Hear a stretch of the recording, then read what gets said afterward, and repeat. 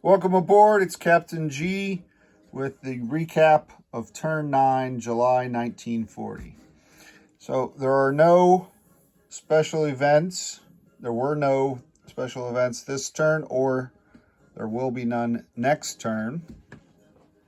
When we go to the technology chart, the Axis now has completed 4 technologies, the Western Allies 2, and you see there are a lot of Soviet and US technologies at 1 and 2 with the British, but I'm surprised to see that the Axis are doing as well as they have been. It didn't feel like we were doing that well when we rolled the technologies.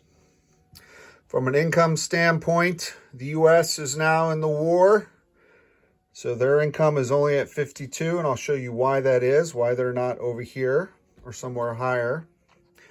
The Italians, the new Roman Empire, they're catching up with the British. The Japanese and the Germans are doing well. Vichy still is more than their Free French counterparts, and the KMT is fighting away and keeping their income levels up at the expense of both the CCP and Japan.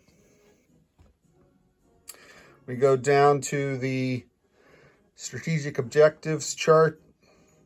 The Axis have 1, 2, 3, 4, 5, 6, 7, 8. So they're right now leading, which is typical in these games at the beginning of the war. The Allies have 3 victory cities. 2 points for this one. Actually, I'm not sure they still have that one. I'll have to double check. And then 1 for sphere of influence. So they have 4 or 6. I got to look up and see what this one is. We did check the math. Triumph of capitalism. That is the combined income and bonuses of the UK and the US being double that of the Soviets. It's close, but not yet. So we'll see what happens. It depends on the income roll that Mark the Shark gets on the next turn. That could put him over, unless the UK continues to bleed IPP. We go over onto the map. Suddenly the American president has drafted the men in his country and the women of his country to war. Lots of new infantry popping up all over the coast. Aggressive anti-submarine efforts and escorts in the Atlantic. Clouds of war in the British Isles. Calm and peace between the friendly neighbors, the Soviet Union and the Kaiser's Germany. We go down to the Med. Looks like the Italian Navy has established their hegemony over what Mussolini calls the Italian Lake.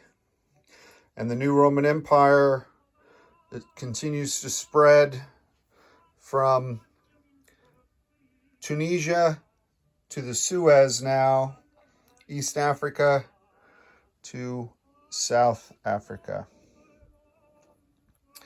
But in the Middle East, those pesky Brits and their Far East Command Indian Army soldiers are causing trouble, taking southern Iraq and Transjordan, and most likely next turn northern Iraq, and liberating Syria. We go over to China.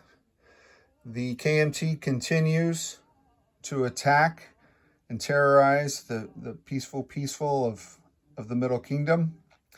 But the heroic Japanese defenders did maintain control in Nanking and once again protect the Chinese emperor.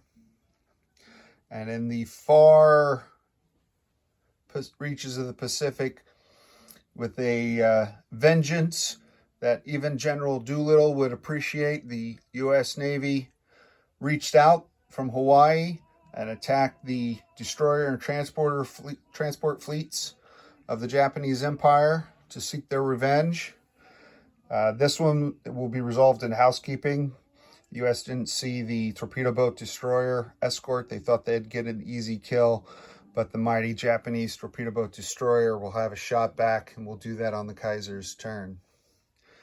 And in the southwest of the United States, it looks like the U.S. is massing their air and ground forces to retake the Southwest, the Japanese American states, as we're calling that colony now. We'll see. We have new fighter pilots from Japan over in that part of the country. Those of you who watch the video know why these kamikazes are on the screen. We got some volunteers from the previous squadrons for that duty and their poor performance.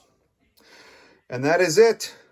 As we roll the calendar forward into yet another year of war, and we head into turn 10, July 1941. Next up is the Kaiser, and we'll see what Germany has in store for us. This is Captain G on behalf of Newblood, over and out.